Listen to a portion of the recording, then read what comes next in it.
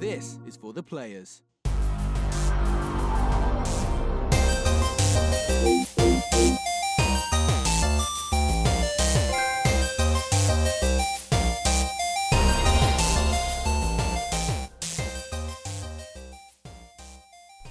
I'm Ryan Betson. I'm Josh Saunders. And this is For the Players, the PopCulturists PlayStation podcast. For 40 years of playing PlayStation, 8 plus years in that games media combined, and 99 episodes.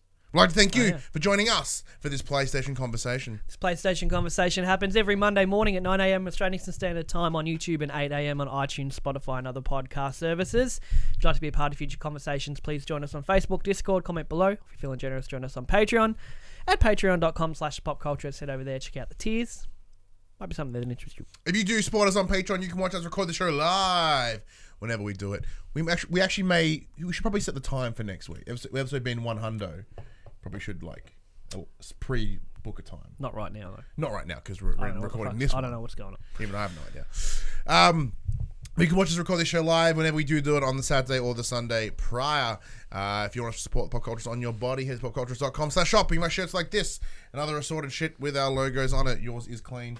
Is it? Before the washing machine broke. Nice. Saying that, I think the Coke in that shirt may have broke the washing machine. Oh. There's a lot of Coke in that shirt. I don't think that's how it works, but... We are also on Twitch at twitch.tv/thepopculturists. Yes, we are. Where you play games. Fuck you. Why? What'd I do? Roping me back into the wrestling business. Fuck you.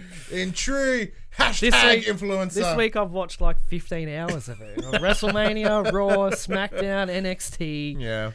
Not to mention all the YouTube videos of all this other stuff. Yeah. Yeah, so Monday was... I know we normally start the show with wrestling. We probably shouldn't. But yeah, we watched WrestleMania on Monday. It was a great day. It was you, myself, and Craig. Craig from the Mullet Show. We watched... I watched all of it. So kickoff. I think I missed the first match. So you missed kickoff and first match. So you were still on like 5 hours of wrestling on Monday. Yeah, and then you've kind of gone... So you watched the weeklies as well. I'm testing the waters. Max was messaging me throughout Mania, and then he messaged me the next day going, "Man, Raw was pretty cool." Good. Yeah, and he's like, then he watched SmackDown. He's like, "Man, that's not bad." That's NXT. Holy shit! Yeah, These kids put on a show. Yeah, man. I'm influencing up a storm right now. It's good though. It's fucking good shit. You're an advocate, just like Paul Heyman. Oh, yeah. You could do the My name is Ryan Betson. Here, my client, Josh Saunders. Josh Saunders.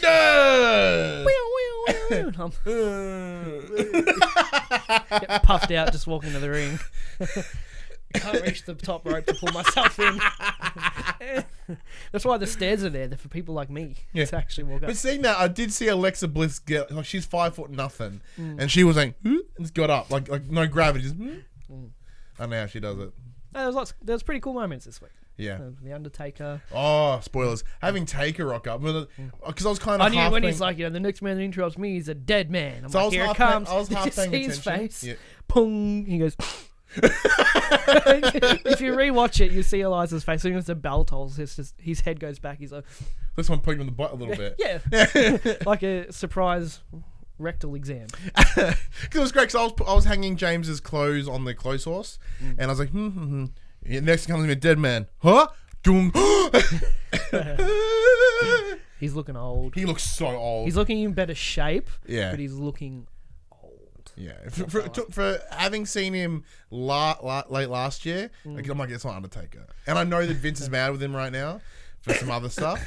So I'm like, that's not Undertaker. That's the fake Undertaker. Fake-a-taker. Yeah, Fake-a-taker or the Underfaker. Yeah, that storyline's been done before. Let's not talk about it. Has it fucking been done before? Shh. Here I am thinking I was being all up. It was like in the 90s, I think. Damn. It was bad. I think it was like Big Boss Man or something. I don't remember exactly. It was ridiculous. So. But have you been enjoying it though? Yeah. Like, I've roped you in, but not like I've given you like heroin or something. No, like I don't sit there and watch it. Yeah, I put it on the laptop next to me while I'm playing The Division or Well, the benefit of like the commentary team is that a lot of them will give you the beats you need to know to sort of, even though you hate Michael Cole, like it gives you the details so you can kind of vaguely watch it. I'm glued to that shit for like the 3 hours that it's on. It's enough to keep up. Like, I'll keep up. We'll see. And the thing is, I didn't realize is that they've removed the rematch clause for titles. Yeah, that happened. Which means they don't have to do Backlash, which is why we have Money in the Bank next month. Because normally Backlash is the first one where everyone gets their rematches after WrestleMania. So at the end of last year, when the ratings were literally the lowest they've ever been, they're like, you are the authority now, and you guys are sick of seeing the same matches. Rematch clause is gone, unless we choose to do it. Like everyone's like, wait, there are rematches we want. Like, Daniel Bryan challenging Kofi back and stuff. But then they give it to the ones you don't want, like Kofi. Like the Revival versus Kurt and Zach for some reason. Yeah. I think it was just to prove that it wasn't a fluke. Yeah. Anyway, games. Games. What games have you been playing, man? Not much. I've been watching wrestling. Now, more Division 2. I finally pulled the trigger on Into the Gungeon. Oh, did you jump on it too? Yeah, I bought it last night. Oh, I'll have to pick it up then. Is it multiplayer? Yeah. Oh, you on a party? I'm on the wrong console. Oh, you fucking bitch. Wait. I'm pretty sure we got a code for Enter the Gungeon on Xbox like 1,000 years ago. Wow. It's good. It's funny as. Yeah. It's very funny. It's very self-aware. The moment gameplay is good. Bullet hell, twin stick shooter. Just little bits of humor, like when you finish a level, like you kill a boss and you go down. I think the idea is to see how far you can go down before you eventually die. You pick up different guns on the way, different upgrades from the shop, try to get further and further down. When you finish a boss and get to the elevator, there's a button. It's like, hey, big fight. Do you want to save and quick? Come back later. And you're like, not today, talking button. Just stuff like that. Real witty kind of commentary. It's good. Very cool. Well worth it. I think it's $20. Well, it's like $7 on PS4 right with now. They did the final. They've done the final update, or they're doing it. We talked about it last week. I thought, okay, now's probably the time to actually give it a crack. It's good. I'm glad I did. I like it. Well, for $7, I might jump on the PS4 then. I'll keep enjoying. But I'm positive we got a code for it at some point. I'm positive. What, through email? I can look it up now, maybe. If I just search, Enter the Gungeon, it came up as a search result. 17. I don't know. I'm positive. I'll have to check. I'll boot up the Xbox and then anyway, and dust will come out of it. And it's then I'll good. play it. It's worth it. Speaking of Xbox, Game Pass next week. Prey, Monster Hunter World. The fuck, That's man. And 4 other games, which are pretty good as well. But obviously, like Monster Hunter World is, because I've been tempted to kind of jump back into it, and I nearly bought it the other day actually. This on special for like $30. Oh, did you piss off your PS4 copy? No, I've still got it, but the PS4 is in my daughter's room, and it's just so much. I don't want to have to like unplug it every time I want to play it and do all that stuff. But it was $30. I was like, I might get it, and then that's coming to Game Pass. That's fucking brilliant. You can get 3 months for like $16 at the moment. That's pretty good. Amazing. Anyway, that's what I've been playing. The Division 2 still good. Finalizing my build. Really seeing some damage going up a lot. Nice. Having a much easier time. Like you first hit World Tier 5 and it's like fuck. But I'm doing all the things on the hardest difficulty now. Like you go story mode, normal, hard, challenging, and heroic. Heroic being obviously the hardest. Completing things on that. Good. Strong. But then I don't know what to do after I finish my build. Yeah. The raid's out soon, which is cool. There's a helicopter near base of operations, and it's like off-site activities.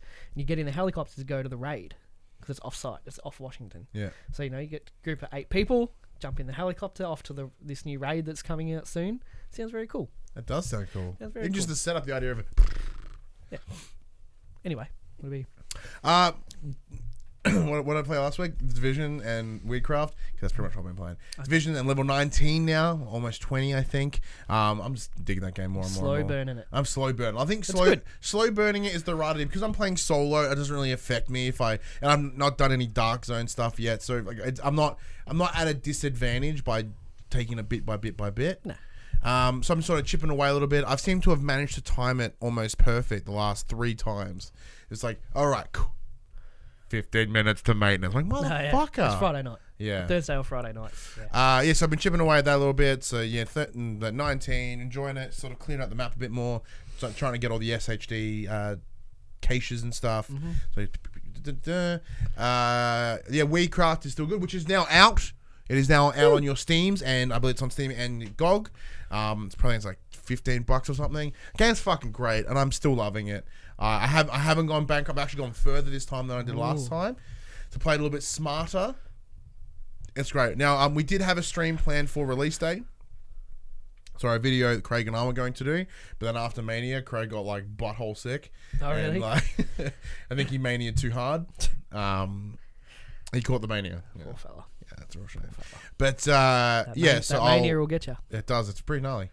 It's even worse when it used to backlash. It used to come back again. Yeah, so like that may still happen. It certainly may still happen, but it's just not on the release date like I wanted. I have dived into Ace Attorney, for the Phoenix Wright games. Game is fucking charming, man. Like, it is great. Charming. Odd choice. So it is a graphic novel, and like, so it's one of those. What are they? Not graphic novel. What are they called? Like a read a lot. What? Read a lot. Yeah, sort of. There's a lot of reading. It's all done primarily in menus. Interactive graphic novel. Yeah, pretty much exactly what it is. It's like, so you play Phoenix Wright, who is an attorney, and you've just become an attorney. The first mission you take on is there's a woman that has been killed via blunt object to the face, and you've got her boyfriend who has been accused. He hasn't done it. You see who does it. You know that the person you're interrogating had done it. You just got to it's just showing you the process of how to when they deliver a statement, you can break that statement down into its sentences, and then you said it was on Thursday, but you were actually there on Wednesday. Yeah, and then you have to refer back to items that you have of evidence, and it's fun. So you can actually link sentences together, and well, that contradicts that. How do you get evidence though? A lot of it's already there. Oh. Apparently, you can as the games progress. You can go to what's it called, the crime scene, and find some more stuff to help, which is that weird line between what actual lawyers do. The police missed that giant blood stain on the wall. It's got that same very dark tone, but also that silliness like Danganronpa has. Zany. Yeah, it's zany. Yeah, like the characters you meet are all kind of quirky, and like, well, that person got beat the piss out of with this. That person jumped out of a building. Like, it's kind of dark, but it's also really lighthearted as well. It's fun. Objection. Yeah, the objection thing is just as good. Like, the reason I jumped on it, so we did receive an email from Capcom saying, "Hey, Cat's like, hey, you guys, there's codes available if you want one." And I'm like, I've always wanted to play it. I'm glad I did. Yeah, because that objection thing is, I've seen it 1,000 times. I've seen it in the memes. Yeah, and I'm like, I want to know where that's from and play it. So it turns out so originally Ace Attorney appeared on the GBA. In Japan, and then it did come over the DS in the Americas and like the Australias, but this is so it's been literally ground up remade. Like, this is not a remaster because it's GBA, it would look like trash, but no, they've redone all the designs, they've brought it all together, and it's a really tight thing. Now, it doesn't feel like it has any extras. Like, it feels like it's just the standard games, just new on this console. So if you have played them before and you're not going to get a bunch of additional features and cool shit. It's just the games, which is fine if that's what you're into. Yeah, I am enjoying it. So in terms of first impressions, very much enjoying it. Cool.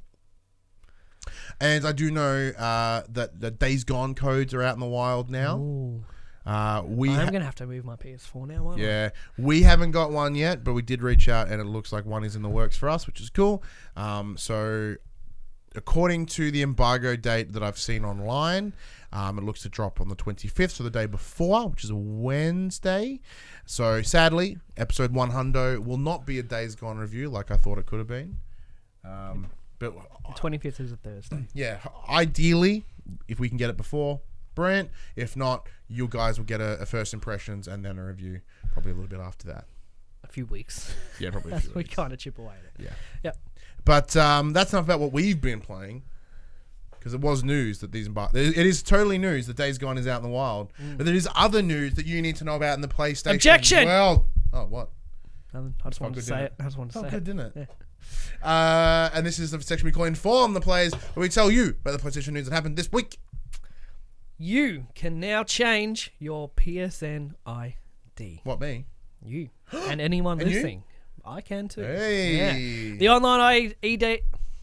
First again? sentence, I fucked it up. I'm so excited. The online ID change feature for PSN announced on the PlayStation blog will be accessible from a web browser and free to use for the first change. Any further change It's available now. Available now. Will cost $10 for PlayStation Plus members. $10 US. No, $15. Should you decide your new ID is not what you want, you can change as many times as you'd like or revert back to your original ID for free. Your old ID will always be available to you, as other users cannot claim it should you rename your profile. To aid your friends on PSN, your old ID will be will be displayed next to your new ID on your profile for 30 days. It's worth noting that there is a caveat involved to the name change process. While the large majority of most actively played PS4 games support the feature, games published before April 1st, 2018, not that long ago, may not be compatible with new online IDs. Playing these games may mean you still have to use your old username, and there's a chance you could lose access to DLC. Sony's put together a list of tested games that are sorted into those with no issues, those with some issues, and those with critical issues. Those with critical issues, the most serious camp include popular games like Bloodborne, Dark Souls 2 and 3, Grand Theft Auto 5, and Warframe. GTF, yeah, makes sense. There is no individual information regarding these titles, but it's worth noting if you play them frequently, you may run into problems. So the problem, I understand like GTA 5 being a big thing because there was a lot of character crossover from PS3 to PS4 and being a super prominently online game. Plus, it's like 8 years old now. Yeah. 7, 8 years old. I know a friend of ours, Buddy Watson from Dash Culture. He wants to just change his very slightly, but it screws up all everybody's golf is like directly affected by it. He's like, oh man, it's because he loves everybody's golf. Now I myself am quite happy with Betson in capital letters. If I could, I'd remove the capital letters to have a capital B. That's free. Lowercase. But I'm curious on how it will affect a lot of the games in the past. But that's just nitpicking. But then does it though? I mean, I don't often play really old games again. Yeah, it's true. We're in the situation where we play a lot of Same new with games. like the really. DLC. Like I don't normally even buy DLCs for a lot of games. So I don't know, I'm not too fast. So are you gonna take the dive? Yeah, next time I fire it up, probably will. What it is a secret. Oh, let us know in the comments below what you think. Everyone's Josh's getting new one will away be. from XXS69 Bang Your Mum. I'm going towards. yeah. I am skidding right into Bong Ripper 420. Like that is me. Fucking My balls is Harry. Yeah. I've played with someone in the division last night, just called Looks Like Your Mum. All right. Let us know if you will be changing your PSN names because it's very a hot button issue. Like for years and years and years, it's been an ongoing discussion about like, oh, can't wait till we finally get this and this finally becomes the common practice, right? Yeah. But I don't know anyone that would actually want it. What do you mean? Like apart from you, you're like, yeah. Oh, I'm not fussed, but I was waiting for the opportunity to be able to do so. But yeah, no. But it's not about how many people want it. It's just it's a feature. Yeah. That every other online service That's true, and provides. it's a feature that should be there. So I get that part. Yeah, I'm sure they're doing their best to make it as smooth as possible. But there's a long history of how fucked up the back end of PSN is, and if this is the best they can do, well, that's the best they can do. It's something though. Like it's yeah. It's all. It is certainly showing like what we thought was the shortcoming of like everything is connected to that original name, not like not in a string of numbers, like that literal name. Yeah, and that's been the big downfall. Yeah. Number 2, we've learned a few things about Star Wars Jedi Fallen Order. Respawn Entertainment is going to reveal a lot more about the game this weekend. It'll be tomorrow as of us recording, so we're not going to have that info on this episode. Fallen Order is a single-player game built using Epic's Unreal Engine 4, not Frostbite. Cool. It's scheduled for a 2019 release. Beyond that, all we have is the official blurb. Quote, from Respawn Entertainment comes a brand new action-adventure game which tells an original Star Wars story around a surviving Padawan set shortly after the events of Star Wars Episode 3 Revenge of the Sith. The game will be releasing holiday 2019. You can sign up for newsletters and all that. In any case, Respawn will be showing more at this year's Star Wars celebration in Chicago tomorrow for us. Interesting that it's not on Frostbite, but apparently it was being developed on Unreal Engine before Respawn got purchased by EA. So they're like, yeah, we're not changing any of this bull. Especially after Anthem and all that. They're like, yeah, we're not going anywhere near Frostbite. Yes, it's one of the other big claims, because there was some tweets going out. I believe it may have been from one of the director dudes of Respawn, who was like, "Yeah, single player, no microtransactions, sort of like ticking all the right PR boxes, I suppose." And that's really cool. I'm happy with that. And there is the trailer drop today for Star Wars Episode 9. Did you watch it? I did. Interesting. Yeah, I haven't broken it down yet. I watched it kind of this morning, half asleep. Oh, it was a teaser trailer. Yeah, it's not the actual trailer. So which I don't understand. Like just give us the fucking trailer. It's to build hype. I know how the marketing works, but it's still annoying. So when Dylan gets back from wherever the hell fuck he is right now, we're gonna go old school and we're gonna do a trailer reaction. Ooh, we haven't done one of them in like a year and a half. Yeah, very long time. At the end of the trailer was interesting. The name is what's intrigued me the most. Because we on the PopC community group, facebook.com/group/the PopCulturists, I found a headline that was like, title of episode 9 is could potentially be a line from the prequels. So I'm like, well, let's have some fun. So everyone in the chat is just sort of like throwing in their things, and it's like, Star Wars Episode 9, I have a bad feeling about this. Star Wars Episode 9, I vote of no confidence. Star Wars Episode 9. Star Wars Episode 9, do it. Yeah. So there's a lot of really cool ones. I gotta say, just through the trailer, Luke says something like in Rey's mind, I guess, like something like, about always being with you or something, and then there's a laugh at the end of the trailer. Sounds a lot like Hamill's Joker laugh. Sounds a lot like Hamill's Joker laugh. Hashtag Palpatine. Luke come back insane. Force Ghost. Insane. Anyway, for the game, can't say much more about it. Yeah, I'm with it. I said it's. I'm excited. I am excited. I'm excited. It's been a long time since I played a good Star Wars game, so I'm very interested. Single player, right up my alley. And obviously, Respawn. There are nothing but good faith in right everyone's hearts right now. Everyone's a big fan of Respawn, as they should be, because they do quality work. So they do. Number also 3. Star Wars Episode 9. Hideo Kojima and Norman Reedus will both be featured in a panel at the Tribeca Film Festival in New York City that will be dedicated to Death Stranding, hosted by Jeff Keighley. The panel will take place on Thursday, April 25th, so we will not be able to talk about this next week, but it have to be the week after, and will run for an hour. Kojima and Reedus will discuss pushing the boundaries of the video game medium and talk about how their relationship is established over working on the title together. So it also sounds like we're not going to get anything useful. No. Like Fluff. No new information, just fluff. We like each other. We work together. We are friends. We're developing a new way of doing things in games that will blow your mind. And it's Tribeca Film Festival. It's like, we treat it like a film. Yeah. Blah, blah, blah. Yeah, that's right. But it's worth mentioning because it is going to be a PlayStation. Yeah, no, we'll totally be talking about it the week after it does happen, in terms of how it lines up with us. But it should be interesting. I still think Death Stranding is fucking years away, but that's cool. I'm actually going to save that to lead into the topic. All right, I like it. Top selling games for week ending last week. Then got some quick bits. Number 10, The Lego Movie 2. Number 9, Grand Theft Auto 5. Number 8, Fallout 76. Number 7, Battlefield 5. Number 6, FIFA 19. Number 5, Assassin's Creed Odyssey. Number 4, Far Cry New Dawn. Number 3, The Division 2. Number 2, Red Dead Redemption 2. Number 1, Sekiro, Shadows Die. Red Dead got a bit of a bump back there. It's on sale. So Fallout 76 as well?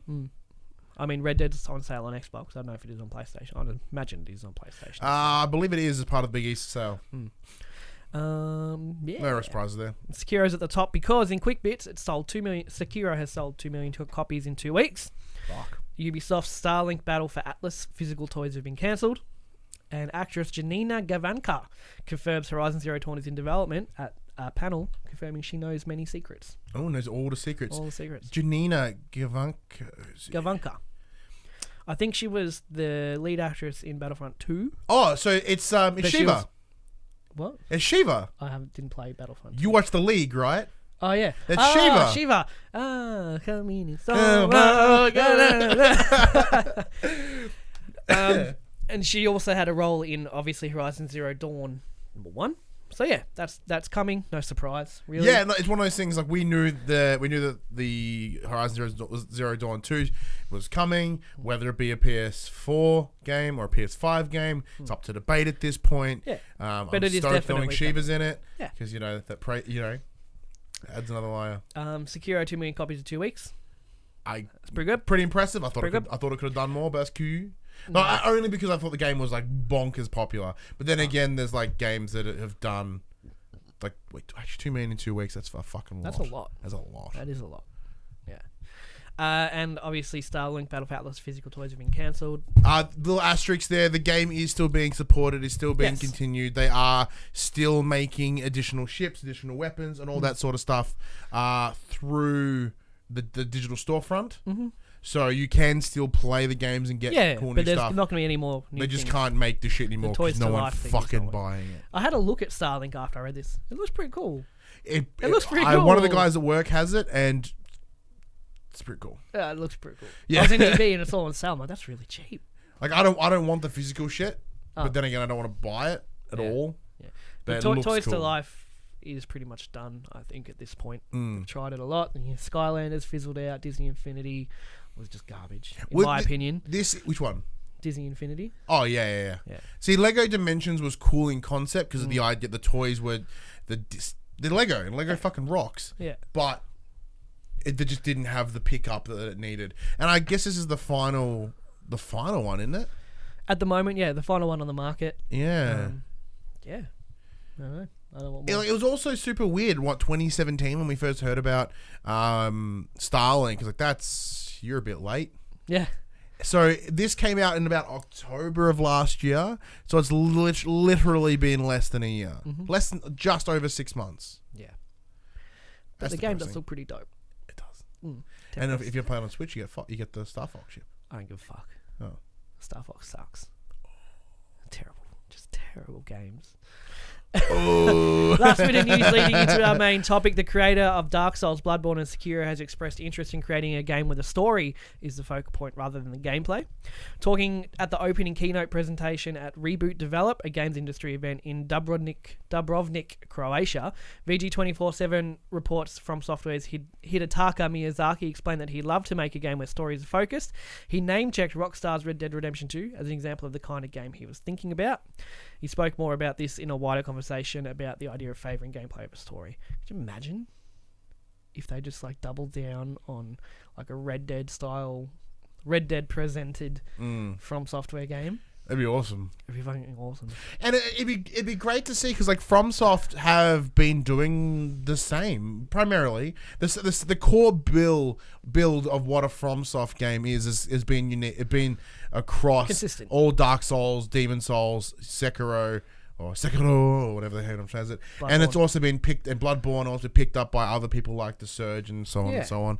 So it'd be cool for them to take like, okay, we're still doing the same stuff that we know at and we're good at, but we're adding more to it. Because apparently with Dark Souls, like the lore and the story around those games are brilliant. You just got to find it. Yeah, but it's made retroactively. Yeah. As in, they design, from what I've read anyway, they design the levels and the gameplay and all that, and then they have to try to fit the story beats in around, because it's gameplay first with these games, as it has been forever.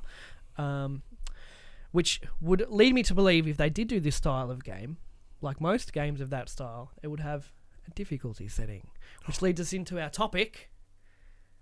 You do it. What's the normal swerve? I'm trying to think of... that's it for the news, Ryan, though. Thank you.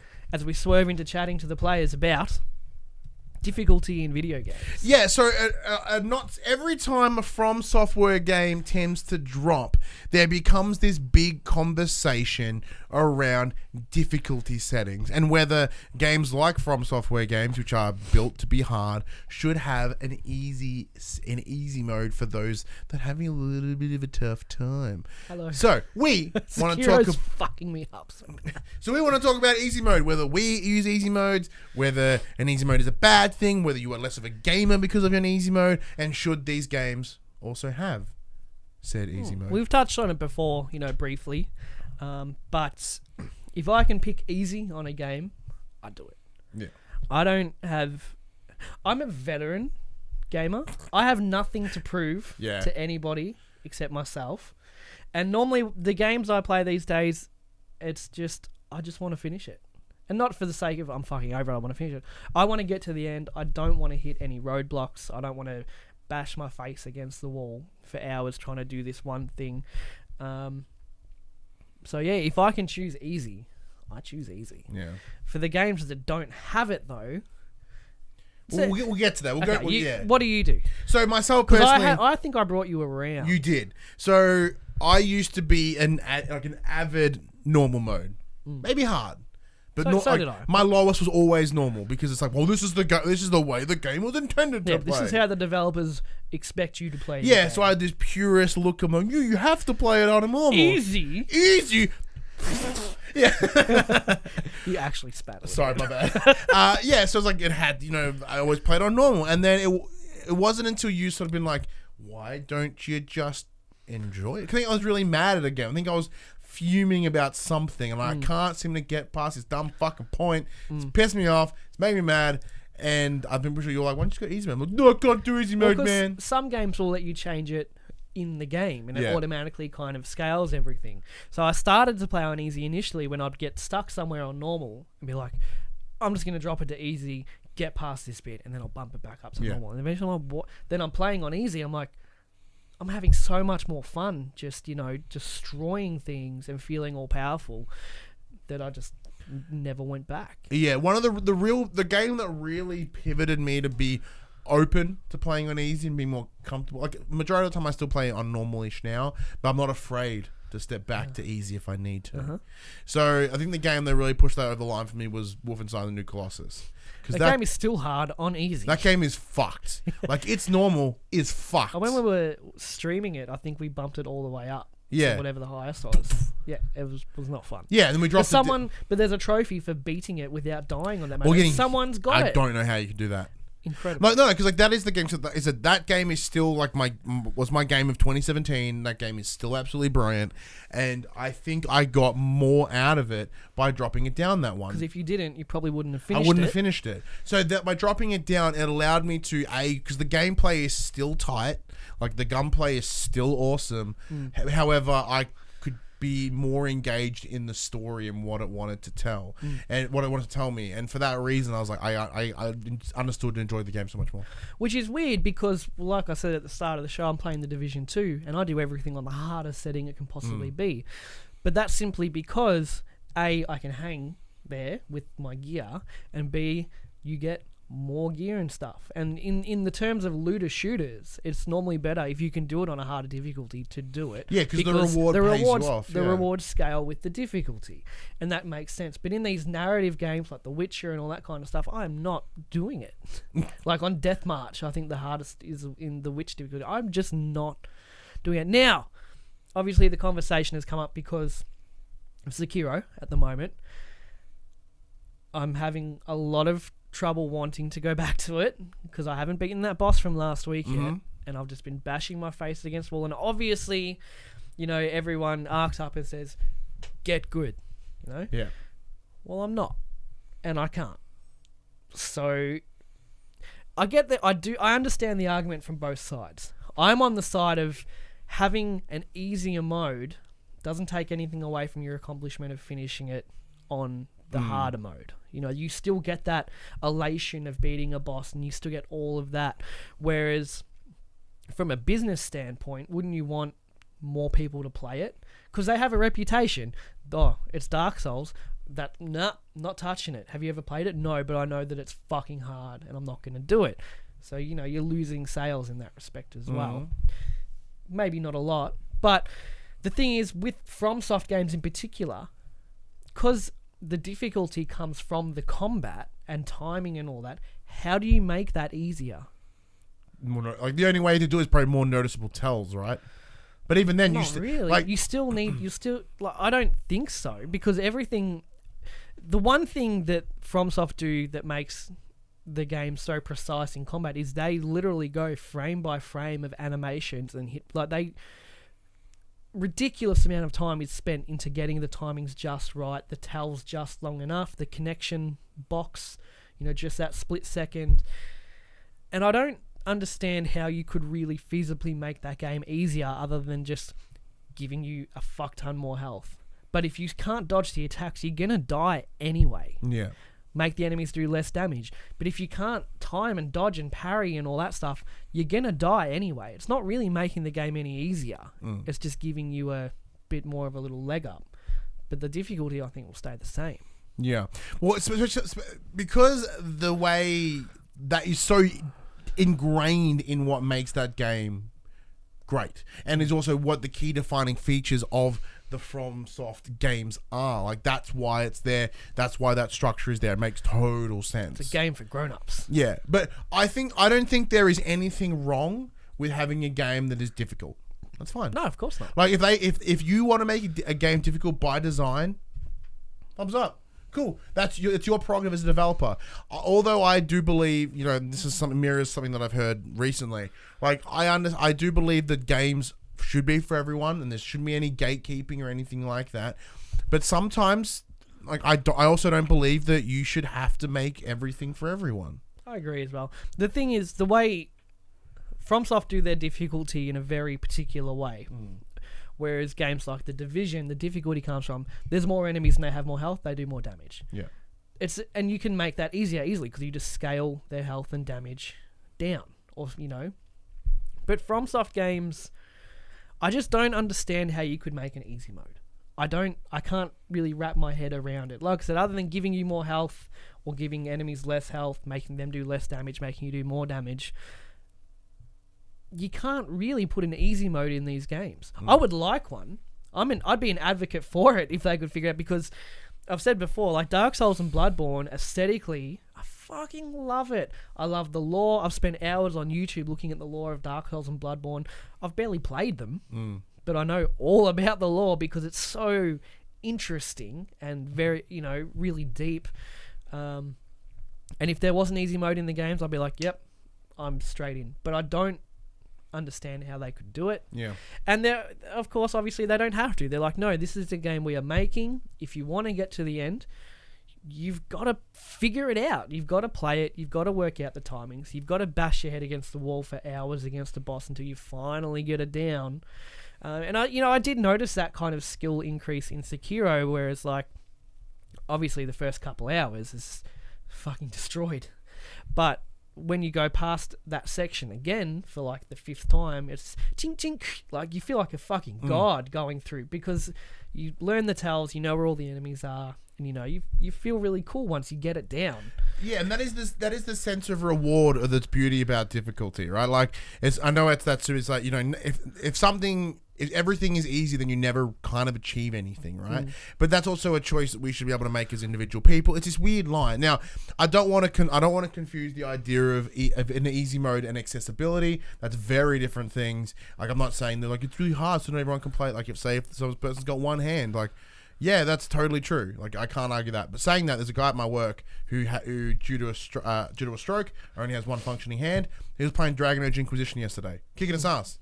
I'm like, better than I could play it with 2 hands. Yeah. So, like, there's that, but that's a very different way. We're talking about difficulty scaling, not ease of use. Yeah.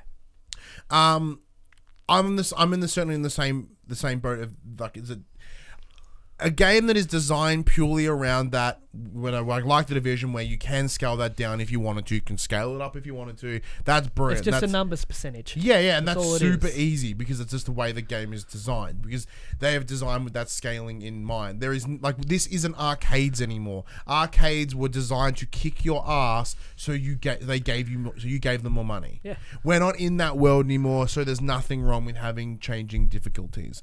Like, there are some games that personally that I'm like, well, I'm probably not going to jump on that because it's too hard for me, and that's fine because that game wasn't designed for me, and nor should I feel that I have the right to play every game that I want, and that the developers should tailor that game to me, the individual. Yeah, I agree with that too, but like I said, if all the From games did somehow have an easy mode, I'd be all over that. I would very likely play it on City.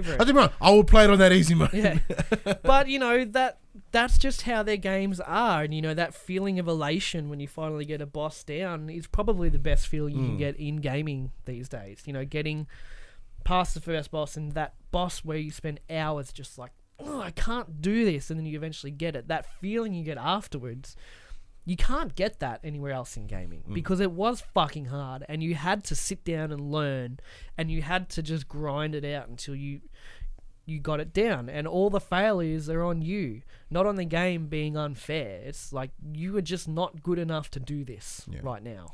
Like, I strongly disagree with the elitism that comes with difficulties as well. Yeah. It's like, I beat this on hard, therefore I am best gamer. Fucking cares. Yeah, fuck off. Fuck off. It's one of those things. Like, I understand, but I like the difference. Well, I know we keep referring because we're using FromSoft games, the Soulsbourne games, as the key difference here. Like That's where the conversation always comes up. The key line is like, what I love about it, because there is no difficulty scaling. If you just happen to be good, like if you can finish the Souls games, there's no like, I'm a better gamer than you. It's like you are just good at the game. Yeah. Like, it's not like you played it on normal. Yeah. You suck. Doesn't make you a better person. There's like that there's like this agreed unanimous thing of you finish that game, fuck yeah, and then you pump it out. You know what I mean? You're like that, like, fuck yeah, you did it, man. And that's what it comes. You ever play like, Dark Souls? Yeah, man, beat him. You're like, oh shit! Like, especially because if you're in the boat of like, I can't beat these games, you kind of go, damn. Yeah, and man. See, that's where I personally disagree with the whole like get good sentiment. Cause like that's not fun. No. It's just it's like not constructive. Yeah, it's not constructive. So if someone's like, "Hey, I'm having a problem with this game," like, "Oh, cool. What do you have a problem with?" And then then Did you know just right before that attack that kills you, he does this, and that's the tell. And you go, oh, I didn't even know. And then there's two people going, "We beat it!" Yeah. Like, there's nothing. Hey man, I did it. Really fucking yeah, like, man. There's nothing worse than I'm at the top of the tower. Hey, fuck off! I'm on the tower. Like Triple H through the 2000s. That's right. Back to wrestling, but yeah, and I certainly do. I think in summary, I suppose, should the From Software games have difficulty scaling? No. Would I like it if they did? Sure. Absolutely.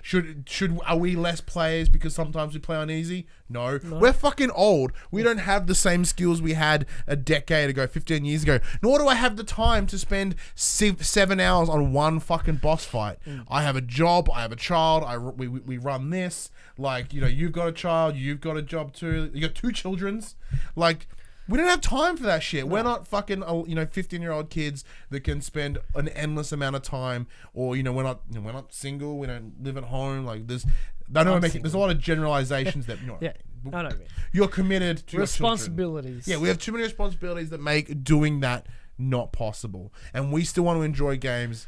And we still want to be able to talk about them. Like, imagine if we're like, did you play anything this week? I'm like, oh, I'm just stuck on the same fucking boss. Yeah, no progress.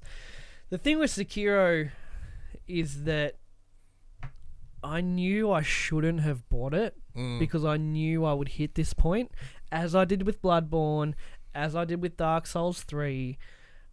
Get 5-6 hours, like, yeah, this is cool, I'm getting it, and then you get to that boss and you're like, this is exactly why I stopped playing the last FromSoft game, because I am just not good enough to do this. Yeah. I don't know why I thought Sekiro would be different.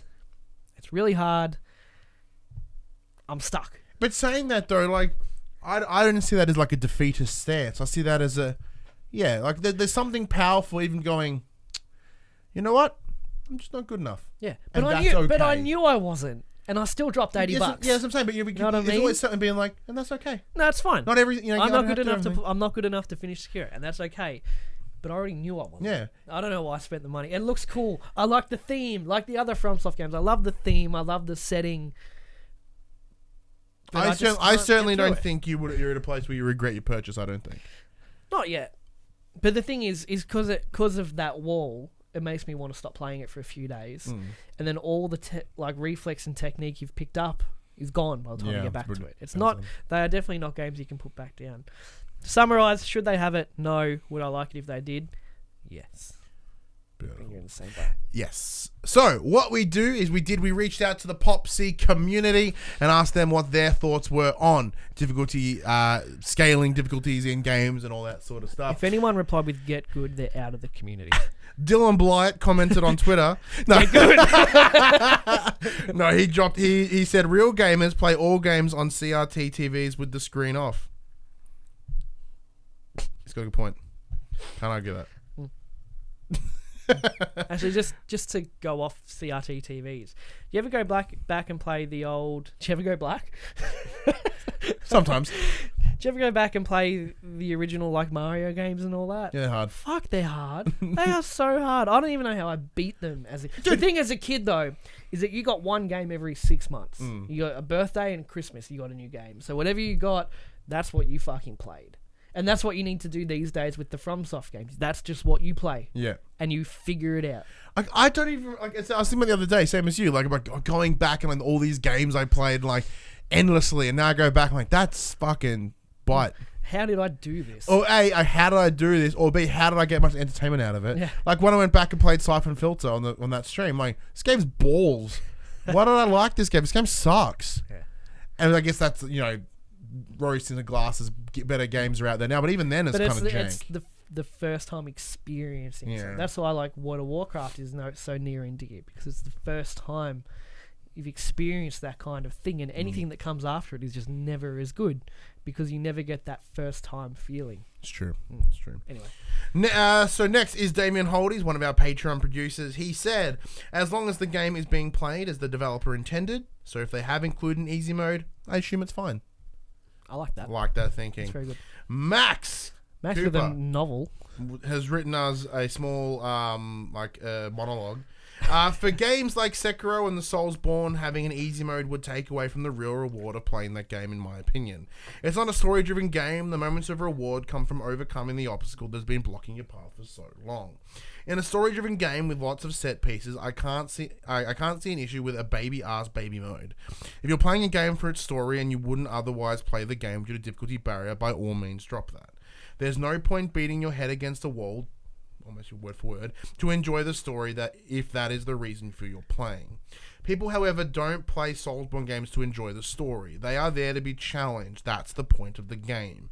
Developers shouldn't have to change their design because some people don't have the patience or the mental fortitude to overcome the challenges that face them in these kinds of games. If it's too hard, don't play it.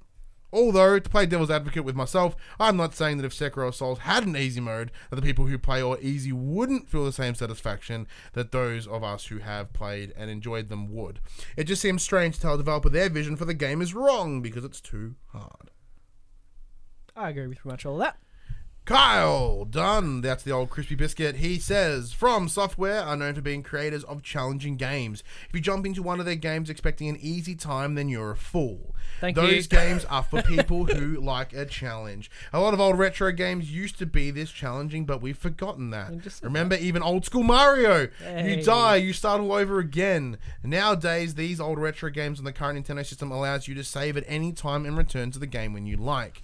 So that challenge is now gone and made easy for people to play.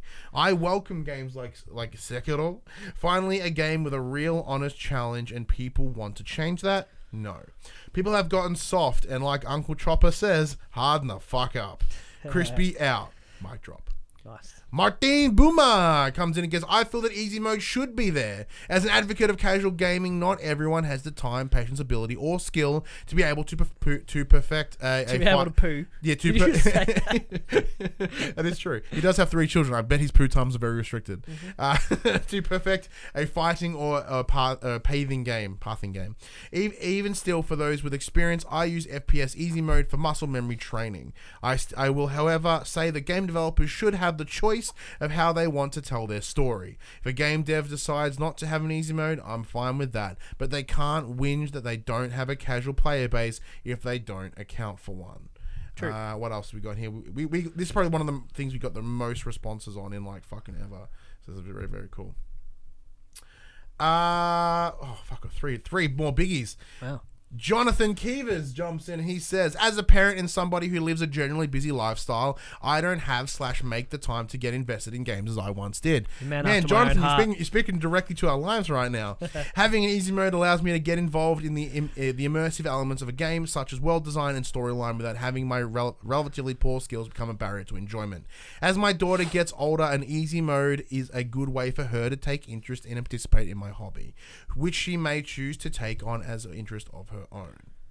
Raymond Standen, second last one. If a game has an easy mode, I don't think anyone should be criticized for using it.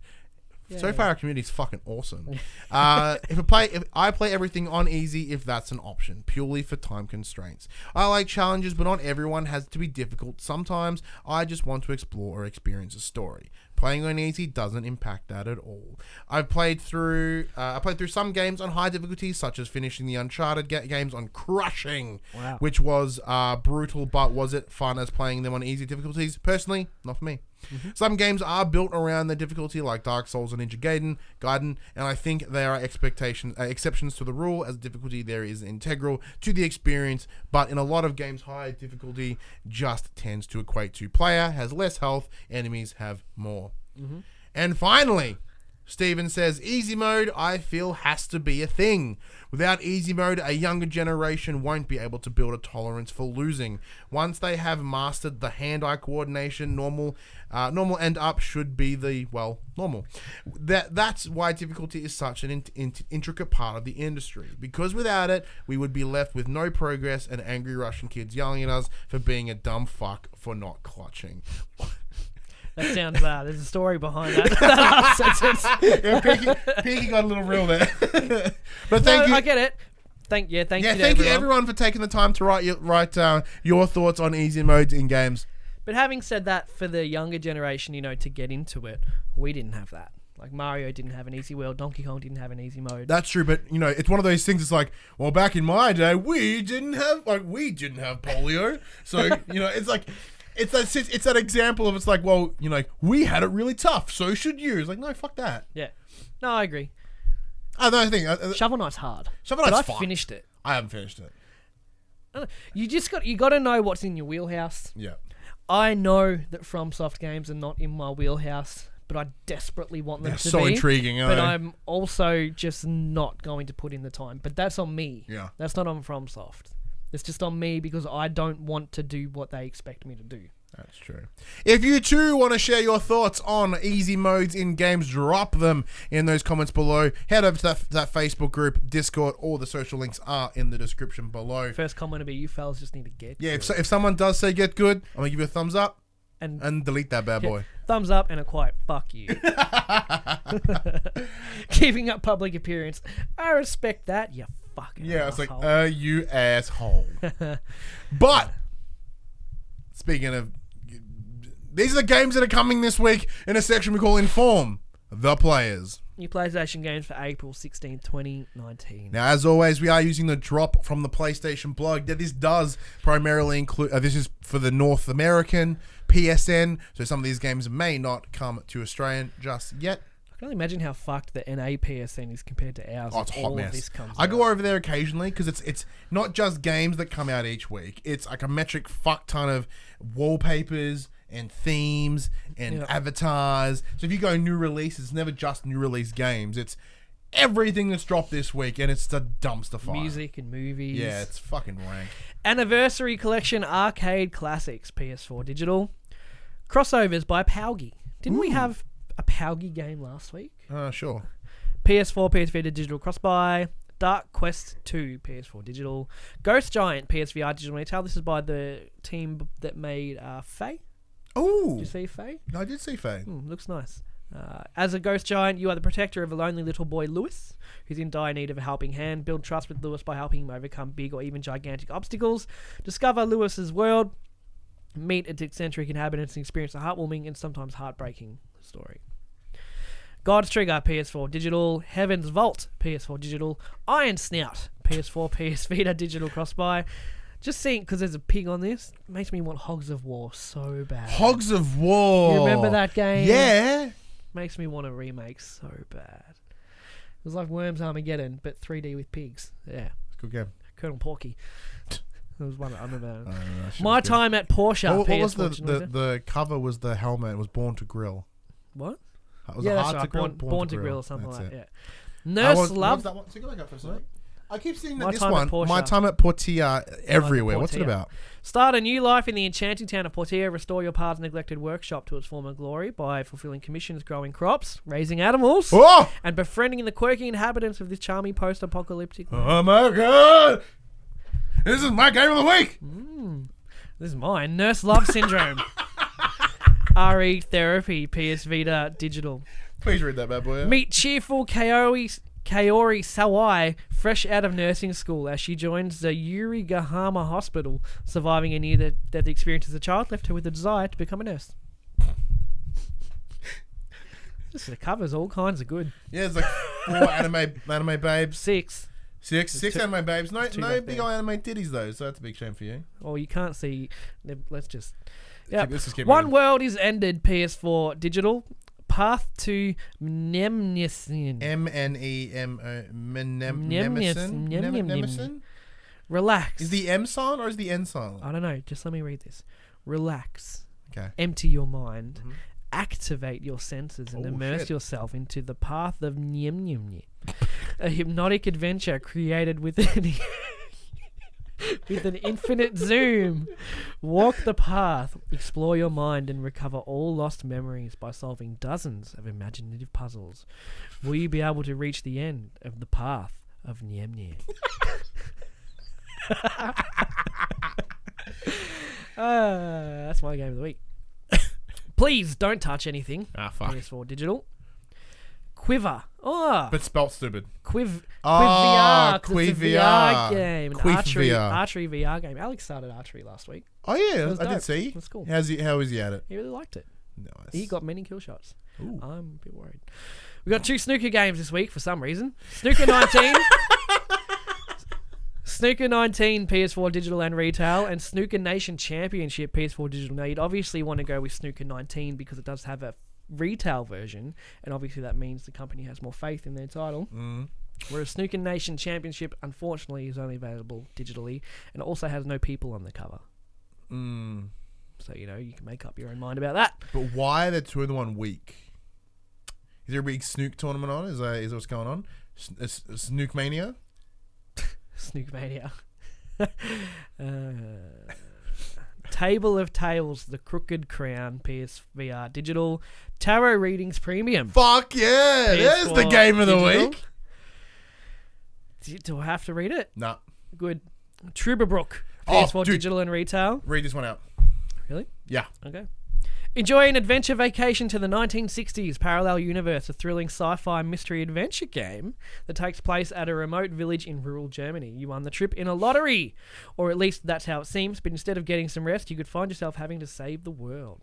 So Why did I have to read that? I have seen a lot of this game recently, like prior to release. I haven't played any of it, but a good friend of mine, a good friend of ours, Zach from Well Played, has been all up in this game shit for like forever. Okay. He sent me a bunch of videos and stuff that were really, really cool. So what it's doing is it's essentially doing legitimately built models as the backdrop, and then they superimpose like an animated sort of claymation-y person in the game. So as it being a point-and-click style adventure game, you do have those finite edges that you walk across. It's stunning, man. Like behind the scenes video that he linked me was of them building the sets, Okay. and it's fucking cool. Yeah. It's like so cool. Like, I want to play it. I know that Paul from Player 2 has been playing it. I did notice on the PSN he's been spending some time with it, so I'm sure there's a review on the way for him from the guys over there. I'll have a look. But I will certainly check it out. World of Warships Legends, PS4 digital, and World War Z, PS4 digital and retail. Oh yeah. Humanity is on the brink of extinction. Again. The again wasn't in there. It's just, Implied. From New York to Moscow and Jerusalem. I feel like that's a song. What song? There's a song. From New York to Moscow. Jerusalem's not part of the beat, though. The undead apocalypse continues to spread. As the end looms, a hardened few band together to defeat the horde and outlive the dead. World War Z is a heart-pounding co-op third-person shooter featuring swarms of hundreds of zombies. Right before DayZ.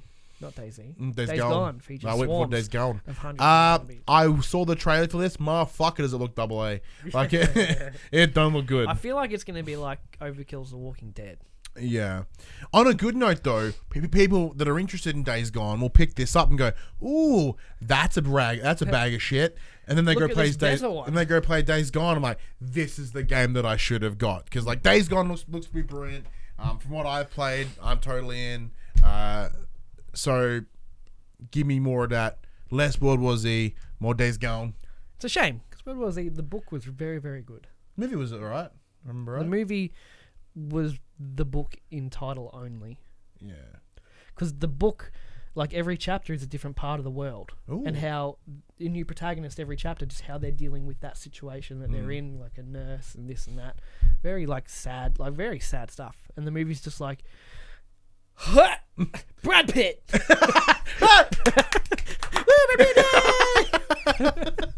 This movie can't be bad. Which it wasn't. It was mediocre. So before we do swipe out for get to the last little outro part, we should remind you all once again that next week is episode 100. Can we have pizza? And we are doing sure. Fuck yeah. Look, that was easy. But yeah.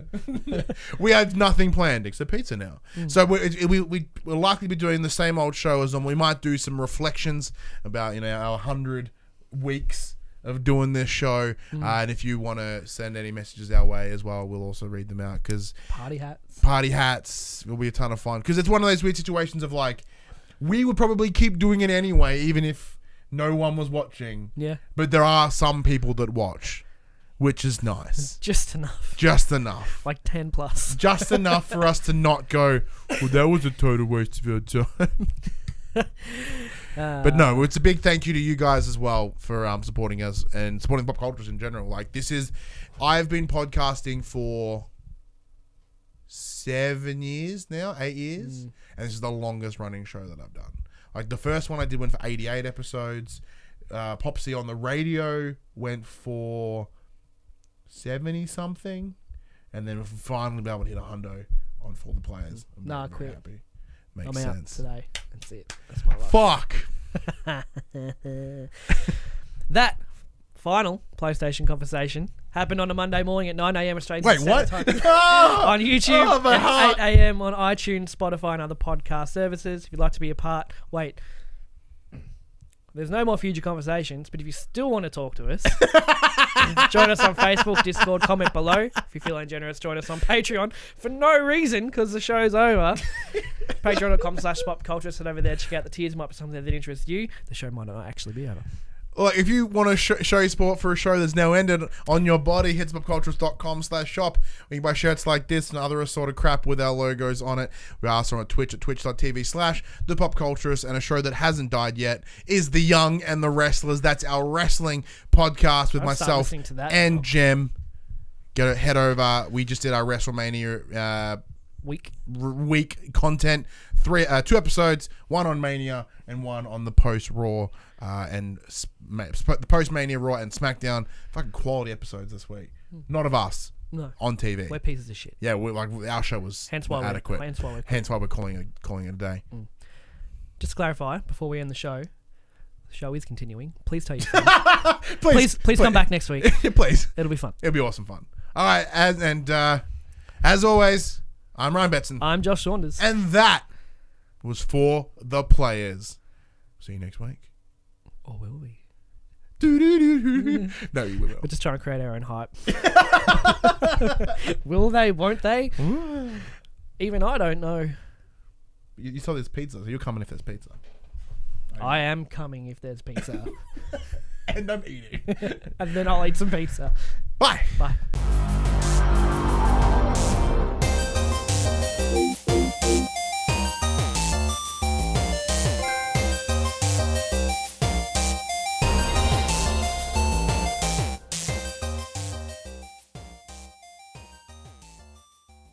For the Players, the Pop Culturist PlayStation podcast is fan-supported at patreon.com/thepopculturists. And we'd like to thank our Patreon producers and our Patreon founders for their kindness, their support, and their generosity.